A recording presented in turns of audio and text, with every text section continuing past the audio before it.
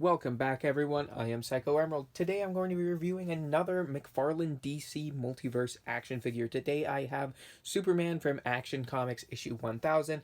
I've been getting into reading DC Comics recently, reading some Superman comics, and I heard from a lot of people that this was the best Superman figure you could get out of the McFarlane DC Multiverse line. So I looked for him on eBay, found an auction, entered it, ended up getting him for just under $30. So pretty happy with that. I'm pretty excited to do this review, but if by any chance is someone watching this who watches my Marvel Legends reviews and is waiting for my Scarlet Witch review I said would be coming soon, I believe I said it would even come right after my Baron Zemo review.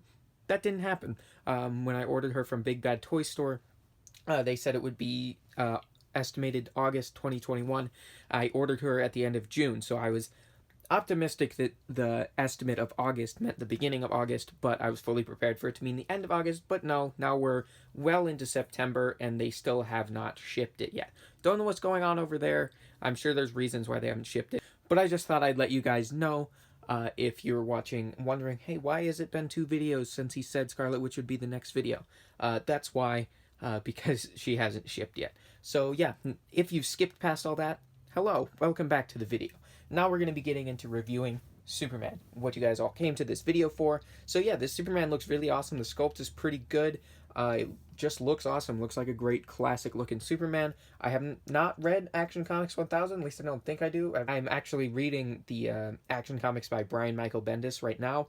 I don't believe that's Action Comics 1000 because this artwork doesn't look the same as what Superman looks like in that comic, but I might be completely wrong. Let me know. I'm kind of new into getting into Marvel and DC comics. Since I got this pre-owned, I was able to have some fun with it, play around with it a little bit. I'm pretty impressed. There's some things I don't like, which we'll touch on both of those things very soon. But yeah, overall, I'm really liking the figure. Really happy I was able to get my hands on it. And yeah, let's check out the overall sculpt of the figure first. It's very similar to the DC Multiverse Batman that I got from Detective Comics 1000, where the legs are very thin and very tall, and then the body's kind of short. I actually forgot to get that Batman figure.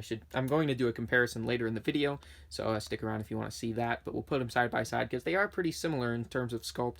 But yeah, it looks really good.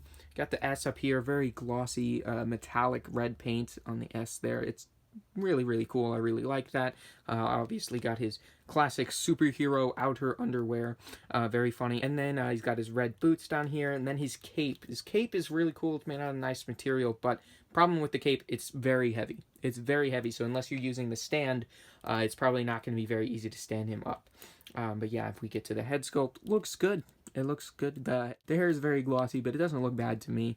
We got the head sculpt here with the eyes and the mouth and everything. Painted very, very well. Looks like a good comic style Superman.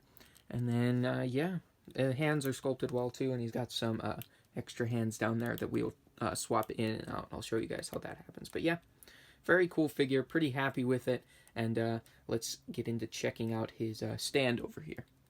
So unlike both of the Batman figures I've reviewed from this line, this is a clear stand because it has to go with this flight stand that he comes with. The Batman figures both came with these plain black stands with the DC logo, but I kind of like how this is a little bit different. And yeah, the peg is a little bit too big for his foot, so we'll check that out. Let me show you.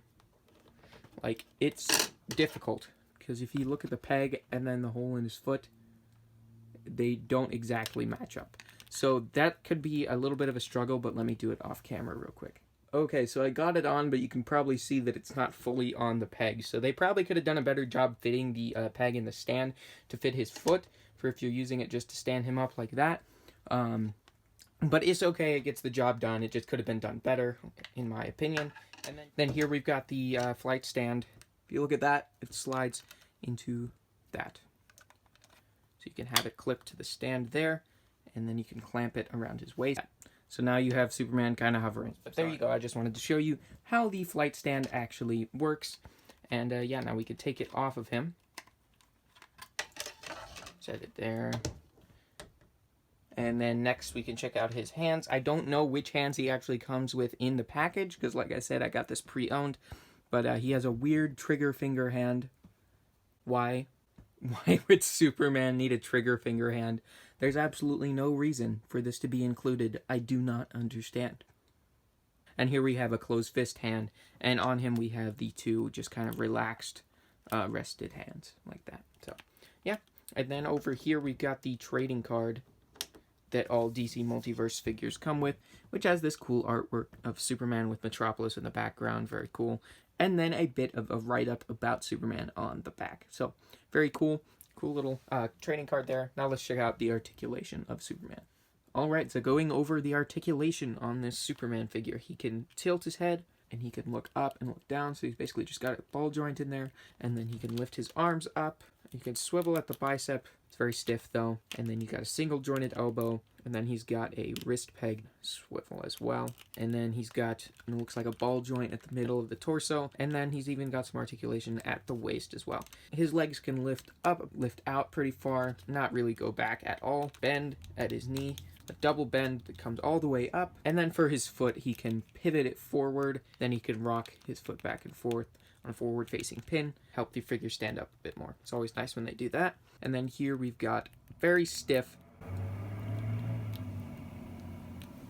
but he's got a very stiff toe pivot. All good articulation for Superman, so let me get him in a cool pose, and I'll give you guys a closer look at him.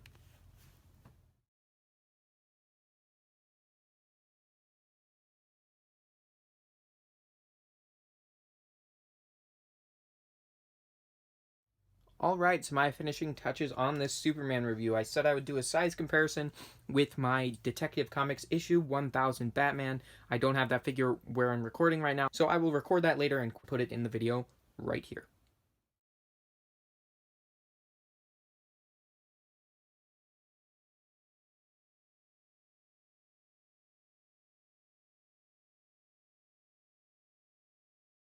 I wouldn't have felt right uploading this video without doing a bit of a comparison with some of my other figures. So yeah, I really enjoyed making this review. I'm really enjoying this Superman. I would highly recommend picking it up if you can find it for a good price, which it's not super expensive on Amazon. You can find it for a little over $30. So yeah, if you can find a good deal on this one, definitely pick it up. It's definitely worth the money if you want a great Superman figure for your collection. So yeah, I hope you guys enjoyed this review. If you did, please leave a like. I would really appreciate that. If you like DC Multiverse action figures, I do a bit of that on my channel. This is my third DC Multiverse figure I've reviewed, but I review mostly Star Wars action figures. I do a lot of Marvel Legends as well. So if that's stuff you're interested in, or if you're just a fan of DC Multiverse, I completely understand that. Please consider subscribing, because I do that on my channel, and if you enjoy seeing that type of content, it's always nice to have a variety of content creators that do the same type of content. I find that really enjoyable, so you don't get bored of just watching the same old thing. So if I have earned your subscription and you want me to be one of the content creators you watch do this type of content, please consider subscribing. I would really appreciate that. But yeah, as always, I hope you guys found this review helpful. Hope you found it enjoyable, and I'll see you all in the next one. Goodbye.